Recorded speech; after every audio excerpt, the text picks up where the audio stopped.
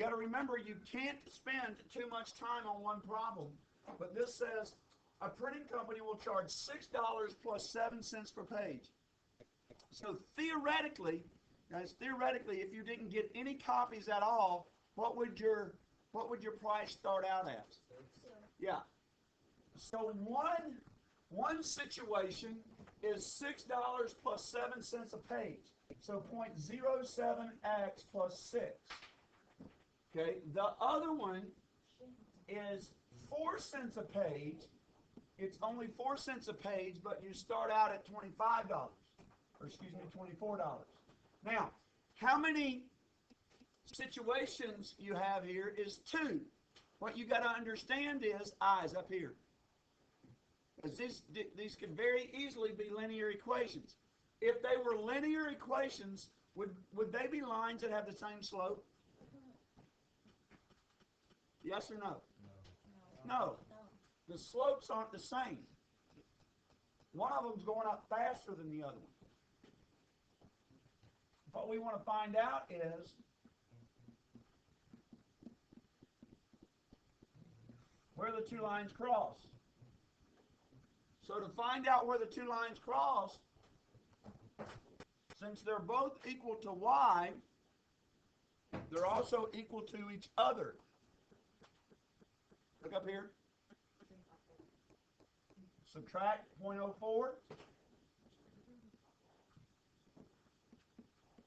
So 0.03x plus 6 equals 24. What's the next step? What's the next step? 0.03x equals 18.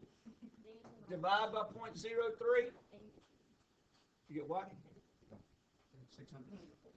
Now, what should happen, guys? Let's say you're one of those guys. Can y'all put the books down, please? I would rather not talk on a video that I'm going to paste publicly to 9th graders in high school like they're kindergartners. But let's control our little bodies, please. Okay. If I forgot completely how to do this, I couldn't set this up, huh? Guys, what you can always do is you can take each one of these numbers down here, A, B, C, and D, plug it in up here, and realize what you're looking for is the place where they're all the same. So 7 cents times 600 plus 6 gives you a value. 0.04 times 600 plus 24 gives you a value. Those two values should be the same. When they are the same, guys, that's the answer that you're looking for. Solve negative 10x. Negative 10 times x minus 1, that gives me negative 10x plus 10 equals 10 minus 10x. As when you do that, this is the same thing that equals the same thing. If you're working a problem and the same thing equals the same thing, this is an example of a system that's dependent. Remember, dependent systems have all real numbers. Just as easily, guys, just as easily as I did this, I could have given you a problem right here where this is 2. And you ended up with negative 10x plus 20 equals 10 minus 10x. This time, everything canceled out. The y-intercepts would have been different. And instead of being all real numbers, it would have gone from all real numbers to what? No solution. Okay.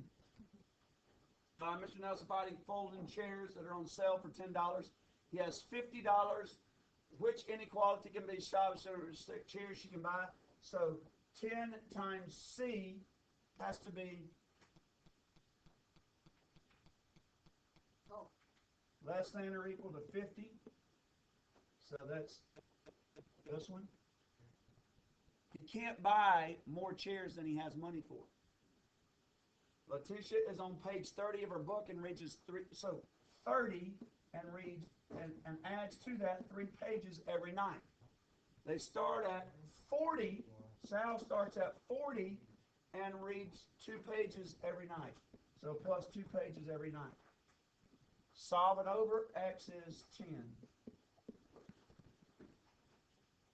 So look, I don't see 10 there anywhere. How long will it take Letitia to be further in the book than Sal? I worked it out as an equal sign. I accidentally put equals in there. What they want to know is, when will she be greater than? So I get X is greater than 10, but what's the answer over here? The first number that's greater than 10 is G11. Which graph represents B is great? Guys, we missed this going through our chapter test. And it wasn't one or two of us. It was several of us. Greater than or equal to is a closed circle. And it's shading to the right. Guys, that arrow points the direction that it's shaded.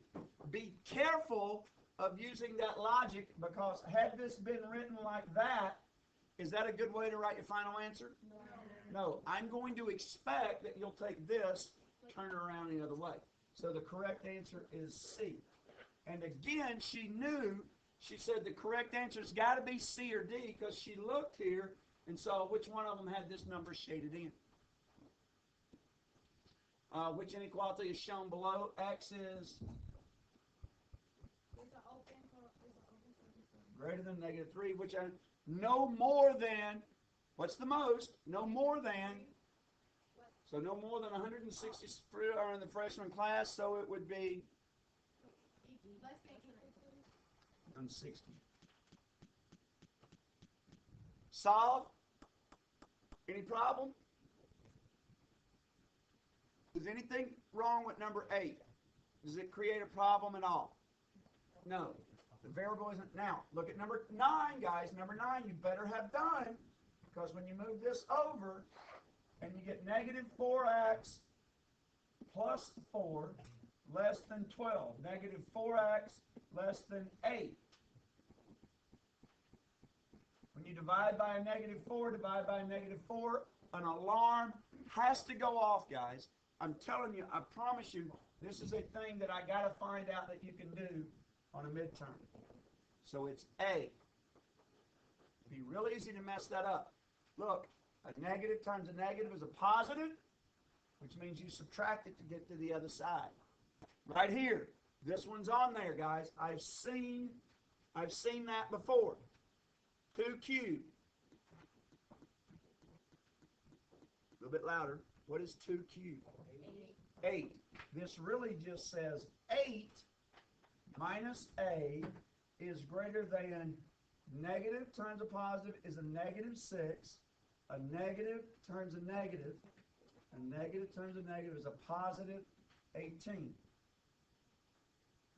So now I got 8 minus A is greater than 12. Subtract 8 to the other side. So negative A is greater than 4. Saying negative A is greater than 4 means A is less than negative 4, guys. That negative 1 right there. Again, that's not one of those golly gee shucks, boy, I wish you would do this. That is one of those things that I'm trying to find out. Do you know what's going on in the problem? Look at this. Great problem. Solved by any method. It gave you a graph. What does it want you to do? You just wasted time. Guys, look, it says solve by any method. The easiest thing to do would be to take the point and plug it in. 2 plus 1 is 3. That works the first equation. So does that mean that's the right answer? No, because that doesn't work the other equation. So the right answer is 1, 2. As you can do that. It says solve it by any method. Now, they gave you the graph to see if they could talk you into solving it by graphing. And if you did, your slope would be positive, so that would be there. Your slope would be negative, so that would be here. And you would see that these two lines cross at 1, -2. Or excuse me, 1, 2. But guys, the directions said solve it using any method. You could have just as easily, look up here please. You could have just as easily solved by substitution. As remember, to solve something by substitution means you solve one of the equations. What goes here? Solve one of the equations for one of its variables. Which equation? Which variable? Either. Guys, you solve either equation for either variable. Then you substitute into the other equation.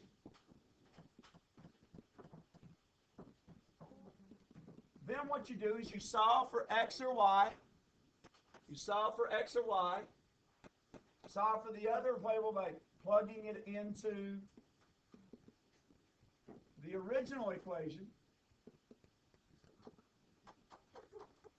And your answer should be what? What should your answer to one of these problems be? Guys, it should be a point. It's the point where these two lines do what? Where they intersect, guys. Where they intersect. I should be able to give you a problem that looks like this. Not just one that looks like this. I should be able to give you one of these hard problems down here.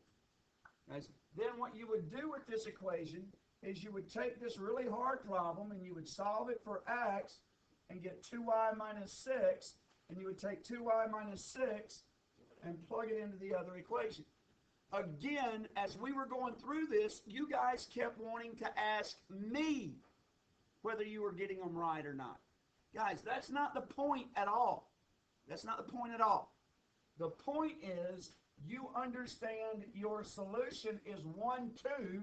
When you get y equals x plus 1, take that y equals x plus 1, plug it in right there. And you, guys, you can tell whether or not it's right, because what happens to the point 1, 2 is it does what to both equations? Solves it. Again, elimination method. Is this a good one to use elimination method by? Sure. Look, nothing has to be done. 2y equals 4, y is 2. Take that y equals 2, plug it back up there, and you get x equals 1. But I should be able to ask you on the final, look up here. On this midterm, I should be able to ask you this problem right here. Elimination. One of these lines has to go through the elimination chamber, which means either I multiply the bottom equation by 5 or the bottom equation by 6. Because that would give me opposites here. So the top equation, guys, I'm not going to do anything to the top equation. But the bottom equation, guys, the bottom equation, I'm either going to multiply by positive 5 or negative 6. Either one. If I multiply by positive 5, I have to know to multiply every single term by 5. And then, guys, if I've done it right, what happens when you plug it back in is it works both equations.